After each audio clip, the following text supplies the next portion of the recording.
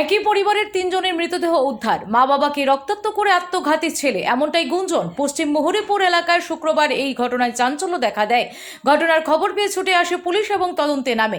শান্তিরবাজার মহকুমার অধীনে পশ্চিম মুহুরীপুর এলাকার বাসিন্দা শঙ্কর চক্রবর্তীর বাসভবন থেকে শুক্রবার শঙ্কর চক্রবর্তী ও ওনার সহধর্মিণী ছবি চক্রবর্তীর মৃতদেহ রক্তাক্ত অবস্থায় উদ্ধার করা হয়। অপরদিকে একই ঘরে শঙ্কর চক্রবর্তীর ছেলে কৃষ্ণ চক্রবর্তীর মৃতদেহ ঝুলন্ত অবস্থায় উদ্ধার করা হয়।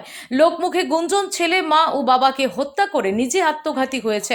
তবে এই মৃত্যুকাণ্ড নিয়ে ধোঁয়াশা রয়েছে। ঘটনার খবর পেয়ে ঘটনাস্থলে উপস্থিত হয় বাইখুড়া থানা, বিলোনিয়া থানার পুলিশ সহ দক্ষিণ জেলার অতিরিক্ত পুলিশ সুপার। এই হত্যাকাণ্ড নিয়ে সংবাদ মাধ্যমের সামনে জানাতে গিয়ে শঙ্কর চক্রবর্তীর অপর ছেলে মিঠুন চক্রবর্তী জানান, তার ভাই কৃষ্ণ চক্রবর্তী একটি বেসরকারি কোম্পানিতে কাজ করে সে অন্যান্য দিনের ন্যায় কাজে গিয়েছিল, কিন্তু এদিন তাড়াতাড়ি কাজ থেকে ফিরে আসে। বাড়িতে ফিরে এসে মিঠুন চক্রবর্তীকে বলে তার বাবাকে ডেকে এনে স্নান করানোর জন্য এবং সকলে যাতে স্নান করে নেন, স্নান করে বাইরে বের হবে বলে জানান। পরবর্তী সময় সকলে স্নান সারলে মিঠুন চক্রবর্তীকে তার কাকার বাড়িতে লকারের চাবি আনতে পাঠায়।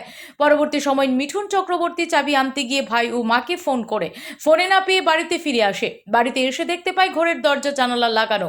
মিঠুন চক্রবর্তী সকলকে অনেক ডাকাডাকি করে না পেয়ে বাড়ির পেছনের দিক দিয়ে জানালা দিয়ে দেখতে পায় তার ভাই কৃষ্ণ চক্রবর্তী ঝুলন্ত অবস্থায় রয়েছে। ভাইকে বাঁচাতে গিয়ে দেখতে পায় তার মায়ের গলা কাটা, রক্তাক্ত অবস্থায় পড়ে রয়েছে ও তার পিতার মাথায় আঘাত করা হয়েছে।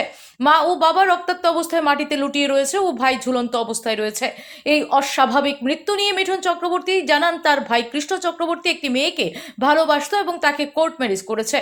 এই নিয়ে ছেলের বাড়ির লোকজনেরা সবকিছু মেনে নিয়েছে, কিন্তু মেয়ের বাড়ি থেকে এই বিয়ে মেনে নিতে পারছে না বলে জানা যায়। এই অস্বাভাবিক মৃত্যুর পেছনে মেয়ের বাড়ির লোকজনদের দায়ী করেছে মিঠুন চক্রবর্তী। মিঠুন চক্রবর্তী জানান, তাদের পরিবারের কোনো প্রকারের অশান্তি ছিল না। পুলিশের তদন্তক্রমে মৃত্যুর আসল রহস্য উঠে আসবে। এখন দেখার বিষয় মৃত্যুর আসল রহস্য উন্মোচনে পুলিশ কি প্রকার পদক্ষেপ গ্রহণ করে। Bureau report, S Bharat live 24 hours. ঘটনাটা প্রত্যেক দিনের মতো আজকেও কাজে গেছে। যাওয়ার পরে সে 11টার থেকে 11:30টার মধ্যে আবার আয়া পড়ছে। আচ্ছা, আওয়ার পরে আমিও জিজ্ঞেস করছি, মাও জিজ্ঞেস করছে দেখ তোর কি শরীর ভালো না নাকি। আচ্ছা, ভাই কইতেছে না শরীর বেশি ভালো না, এদিকে আয়া পড়ছে। এর মধ্যে মারেও কইতেছে স্নান করানোর লাগে, আমারও কইছে বাবা তো স্ট্রোকের রুগী, পাশের বাড়িতেও যায় বইয়ে বা ওই দিকে যাইও বইয়ে। যাওয়ার পরে তো আমারও কইছে বাবারও ডাক দিয়ে আনতাম। আচ্ছা, বাবারও ডাক দিয়ে আনছি। হ্যাঁ, আনানোর পরে কইতাছে যে